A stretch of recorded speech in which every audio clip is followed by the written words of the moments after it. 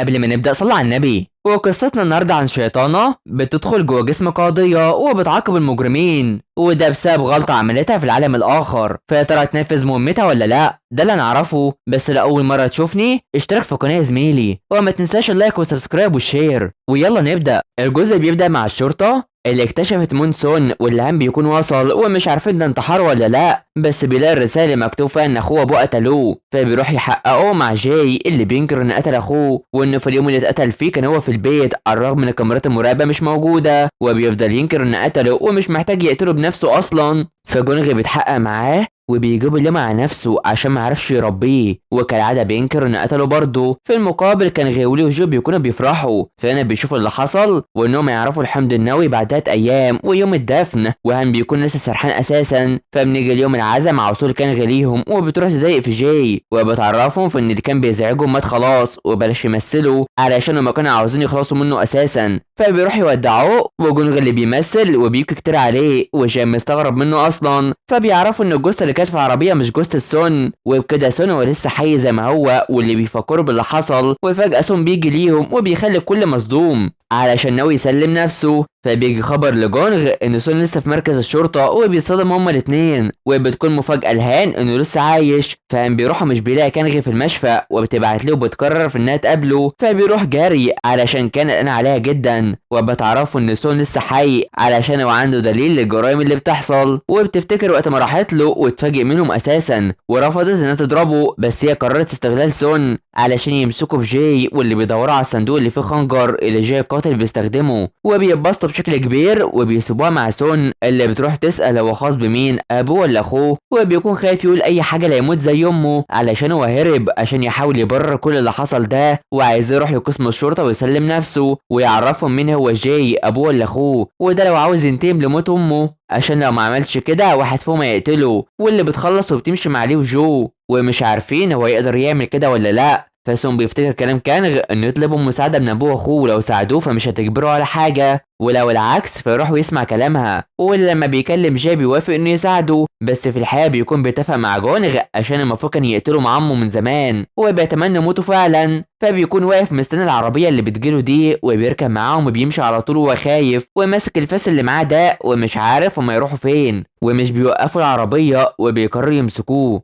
وبيحاولوا يقتلوه. بس فجاه ليومون وجوسون بيوقفوا وبيروحوا يخوفوهم عشان هما شياطين، وبيحاربوهم بأقل حاجة عندهم. وبيخلي سون مصدوم من اللي بيحصل ده تحت متابعة من كانغ اللي سون بيصدقها حاليا، وبيكون عاوز تنتقم من الشخص اللي قتل امه وعايز تخلص الدين اللي بينهم. فبيروح يجيبوا جثة ماتت من 10 سنين وبيمثلوا في ان دي جثة سون علشان يبينوا اللي حصل، وبيخلوا كانغ اللي هي جثة تيتا تولع فيها على طول. وبتكون مبسوطة عشان خطتها بتمشي زي ما هي عايزة فعلا، وهي اللي خططت ان سون هو اللي يبلغ عن ابوه واخوه، وعايزة تعرف من هو جاي القاتل. وبتخلي كل واحد يعمل اللي عايزه تحت انظار من هان اللي هنا بيتفاجئ لما بيوصل اصلا. فبيروح يتحقق معاه، وبارك بيكون عاوز يعرف هو لا تدعي على كانغ باتنيه، وبيخليه يتعصب عليه للدرجة اللي هان بيمشيه أصلا، وهان هو اللي بيفضل معاه. وبيفتكر كلام كانغ على إنها مش هتحاسبه على قتله كانغ وهتخليه يحقق انتقامه لأمه. فبيتكلم مع هان وبيعرفوا إن أبوه وأخوه خلوا أمه تموت من الجوع، وده كان في فيديو اللي اختفى من قابو، وعاوز يقول الحقيقة بما إنه سلم نفسه، وعاوز يلاقي قاتل أمه ويحاسبه على طول. وبالفعل هان بيكون بيحاول يساعده وبيشكر سون على اللي حصل ده. فجاي بيكون متضايق بشكل كبير من سون عشان كان المفروض يقتله، وشايف إن كل المشروعات بتاعته تقف حاليا،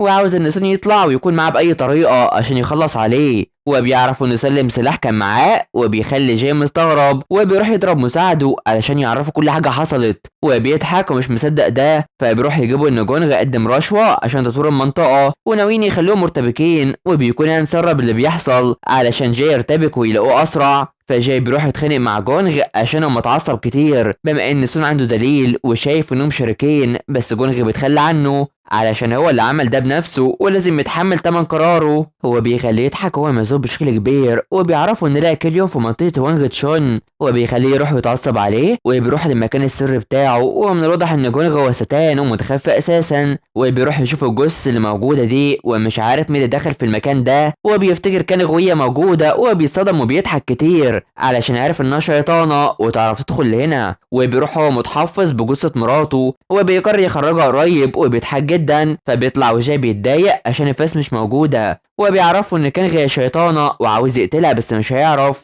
وعاوز يديله الكليوم وهو يخرجه بكل المال اللي معاه بره ويديله في المطار عشان ما تخلاش عنه، وبيتفق معاه بالفعل. فبنروح لكانغ اللي بتفتكر وقت ما كانت في القبو وعملت الشموع من تاني، وبتقرر تتابع جاي باللي بيعملوه، وبيكون بيحضر نفسه بالسلاح، وفجأة بيجيله رسالة من جونغ عشان كل حاجة جهزت ويجي ليه في البيت، وبالفعل بيفكر فيه وبيكون مع الكليوم واللي هي بتشوفه وبتتصدم، وبتقرر تروح على طول وبتسيب جو ليه. فبيروح لجونغ اللي محضر له كل حاجة علشان يسافر، وبيقرر ان يوريله الكليوم، واللي اول ما بيشوفه بيهدده على طول، وبيعرفه انه مش هيعرف يقتله عشان هو ابوه، بس بالفعل بيقتله وبياخد كل حاجة وبيمشي عشان مفكر في ان لما الجسم يموت الشيطان هيموت معاه، وبيروح المطار عشان يسافر بالفعل. ولما بيوصل بيكون في شخص مستنيه وبيروح معاه، ومن الواضح انه بيخطط لحاجه، وبياخدوا منه الكليوم وبيلاقوا انه شيطان اصلا، وبيكون خلاه يروح في الوهم اللي خلاه يحس بيه وما قتلوش اساسا، وبيخليه جرح اكتر وناوي يخليه يروح السجن اكتر،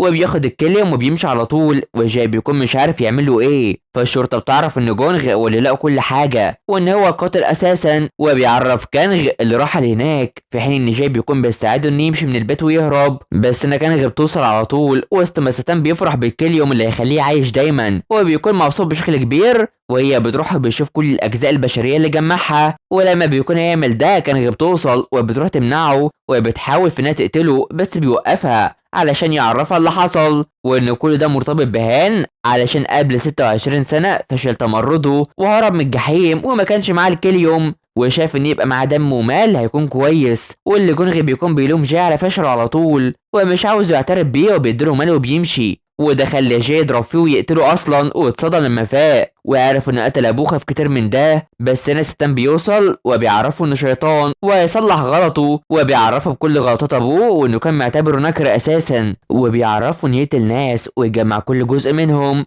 ويجيب له كل يوم، وده مقابل انه يدخل جسم ابوه ويخليه معاه على طول، وبيورره اللي هيكون معاه، وبيدخل في جونغ بالفعل، فبيكون هو جاي اللي قتل، ولما امه شافته قرر يعذبها، وبيعصب كانغ عليه بس بيعرض عليها في انها تاخد الجسم مقابل انها تسيبه ويسيبها تعيش بجانب هنا حبيبها، وبيخليها تتوهم بكل اللي نفسها فيه، وبيروح يعمل سحره والجسم بيفوق وبيحاول قتلها بس هي بتموتها وبتمنعها، وبتقرر توديه البايل بما انها شيطانة كل الشياطين، وبتقتله بتوديه للجحيم، بس هنا بيخرج وبيصدمها وبتروح تحارب معاه، وبيعرفها في ان في مراتب للشياطين ومش هتعرف تكسبه، وبيعمل قوته وبيروح يضرب فيها، بس هي بتفضل تتحارب معاه بالفعل، وبتاخد الكليوم وبتضربه كتير، وبتعمل سحرها عشان توديه للجحيم، وبتفتح الباب عليه وبتقتله وبتبعته تاني للجحيم بالفعل، وبتنجح هنا. فالشرطة بتوصل وبتبعت لهان ان جاي هرب في المينا، وبالفعل بيكون بيتعالج وبتحضر عشان يسافر، بس المركب بتقف وبيكون هان وصل وقرر ينتقم منه بما انه ابن ضحاياه، وبيروح يضرب فيه بشكل كبير وبيفكره بنفسه علشان استناه 25 سنة، فبيفضل جاي يستفز فيه وبيفكره بكيم، بس انا قرر يضربها وخد عشان يقطع جزء منها، بس بتروح تهدده، وفجأة سون بيجي وبيجرحها، ومن هنا بتغلبه عليها على طول وبتستفز فيه وتكتب عليها ان جاي هو اللي قتلها، وبترفض تتأسف ليه وعشان كده بيقتلها بطريقة بشعة جدا، وانه قطعها وهي لسه عايشة، وبيخليها متضايق كتير وبيضربه جدا وبيحاول انه يموته وعاوز يتوسل لكل اللي قتلهم، وده اللي بيعمله بس بيسخر منه برضه، وبيفتكر كلامه مع كانغ انها تكون معاه في كل الظروف، وكلام كيم كمان ووعده ليها، وبيمسك نفسه بالعافيه، والجاي اللي بيضحك كتير وبيكون ماسكه بالعافيه، والحقيقه ان صاحب المركب بيكون متنكر وبتكون هي ميجا الملاك وبيشجعها، وكانغ هي اللي طلبت منه ده، فبيروح يحضن في كانغ على طول وبيبكي كتير وهي بتهون عليه، فبيعدي اليوم مع المحاكمه وكلهم مش طايقين كانغ اصلا علشان احكامها الظالمه بما انها هتعمل الجلسه دي، والكل خايف منها وحتى الوزير بيرن على جن، فبنيجي للمحاكمه والكل مستنى احكام كانغ وحضور كل الناس وخصوصا جاي، بس نابايل بيجي ليها وبيعرفها في انه سامحها بس لازم تخرج جاي وتموته بمعرفتها لا اما تروح للجحيم، وبتروح تقول لهم ان مش هيبقى في محاكمه اصلا، وبيتصدموا جدا، والجزء بيخلص على هنا، فما تنسوش اللايك واشتراك في القناه وتفعيل الجرس يا حلوين علشان يوصلكوا الجزء الجاي، تابعونا، سلام.